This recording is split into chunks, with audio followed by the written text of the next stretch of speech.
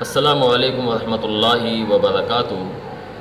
الحمدللہ وحدہ الصلاۃ والسلام علی من لا نبی بعد اما بعد۔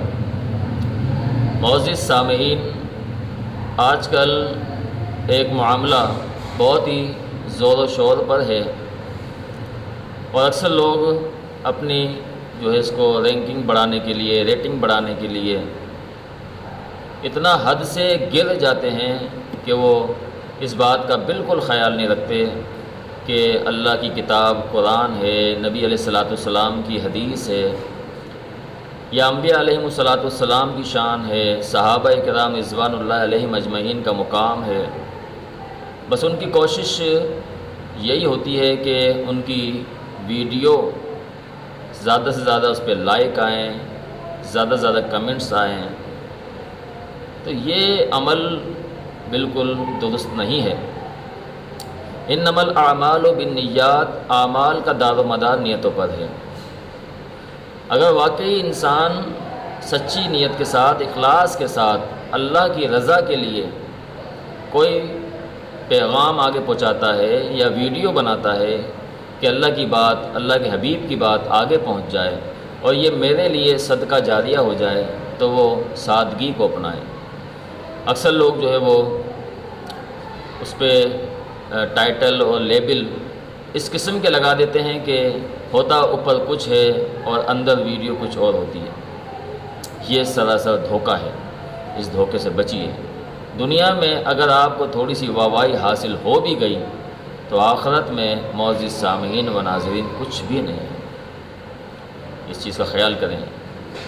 نبی علیہ السلام کے حوالے سے ایک ویڈیو بہت منظر عام پر ہے کہ عنقریب نبی صلی اللہ علیہ وآلہ وسلم کی آواز ہم سن سکیں گے، آپ کا خطبہ ہم سن سکیں گے، آپ کے بیانات ہم سن سکیں گے۔ بڑی عجیب بات ہے۔ یہ صرف اور صرف نبی صلی اللہ علیہ وآلہ وسلم کے لیے ہی کیوں کہا جا رہا ہے؟ ایسا بھی ہو سکتا ہے یہ بھی کہا جائے کہ ہم عیسیٰ علیہ السلام کی بھی آواز سن سکیں گے، موسیٰ علیہ السلام کی آواز بھی سن سکیں گے، ابراہیم علیہ السلام کی بھی آواز سن سکیں گے، آدم علیہ السلام کی بھی آواز سن سکیں گے، اور جو کفار تھے ان کی بھی باتیں سن سکیں گے۔ صرف نبی صلی اللہ علیہ وسلم کو ہائی لائٹ کیوں کیا جا رہا ہے؟ سمجھیے، یہ یہود و نصارہ کی ایک بہت بڑی سازش ہے۔ دنیا چاہے کتنی ترقی کیوں نہ کر لے، انسان چاہے کتنا ہی آگے کیوں نہ نکل جائے، اللہ رب العالمین سے آگے نہیں جا سکتا، اللہ کی تقدیر سے آگے نہیں جا سکتا۔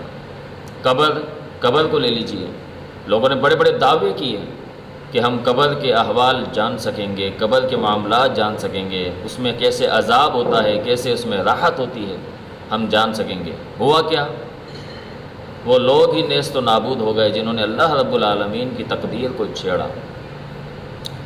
یہ بھی اللہ رب العالمین کی تقدیر کو چھیڑنا ہی ہے اور لوگوں کے ایمان سے، لوگوں کے جذبات سے کھیلنا ہے۔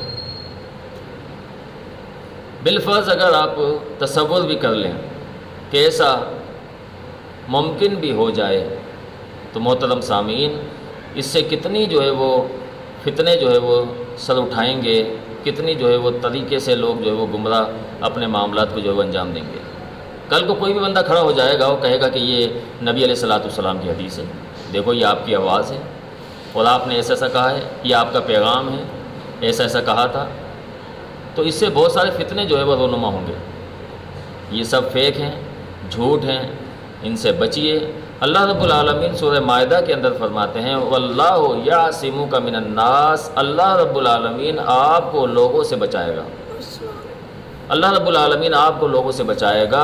ان اللہ لا یہدی القوم الکافرین، اور اللہ رب العالمین کافر قوم کو ہدایت نہیں دیتا۔ اللہ رب العالمین نے آپ کی ذات کو محفوظ کیا ہوا ہے، اللہ رب العالمین نے آپ کی بات کو محفوظ کیا ہوا ہے، اللہ رب العالمین نے آپ کی آواز کو محفوظ کیا ہوا ہے۔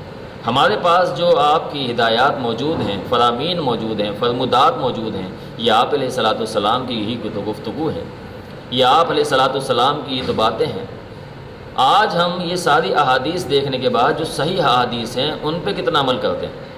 نبی علیہ السلام کی بعثت کا جو مقصد تھا وہ لوگوں کو صحیح راستے پہ لے کے آنا تھا۔ صحیح دین پہ لے کے آنا تھا، اللہ کے قریب کرنا تھا۔ آج جو ہے ہم نے دین کو ہی مذاق بنا کے رکھا ہوا ہے۔ تو اس چیز سے باز آنا چاہیے ان لوگوں کو بھی جو اس قسم کی ویڈیوز بناتے ہیں، ان کو شرم کرنی چاہیے، ان کو خیال کرنا چاہیے کہ کم از کم 4 پیسے کے لیے، چند ٹکوں کے لیے دین کا لفظ استعمال نہ کریں، اللہ اس کے رسول کا نام استعمال نہ کریں، قرآن اور حدیث کا نام استعمال نہ کریں۔ باقی چاہے کہیں بھی اپنا منہ کالا کریں، لیکن دین کے حوالے سے اپنی زبان کو گرفت میں رکھیں، اس کو لگام دے کے رکھیں۔ اور لوگ بھی جو ہے وہ اس کو ہائی لائٹ کر رہے ہوتے ہیں، اس کو جو ہے نا واہ واہ کر رہے ہوتے ہیں، واقعی ایسا ہو جائے گا۔ ان کے مطالعہ نہیں ہے، ان کا علم نہیں ہے۔ اہل علم سے جڑ کے رہیے، اہل علم کے ساتھ تعلق مضبوط کیجیے، تاکہ ان فتنوں سے ہم سب محفوظ رہ سکیں۔ اللہ تعالیٰ سے دعا ہے اللہ تعالیٰ ہمیں سمجھ کی و عمل کی توفیق عطا فرمائے۔ جزاکم اللہ خیر و احسن الجزا۔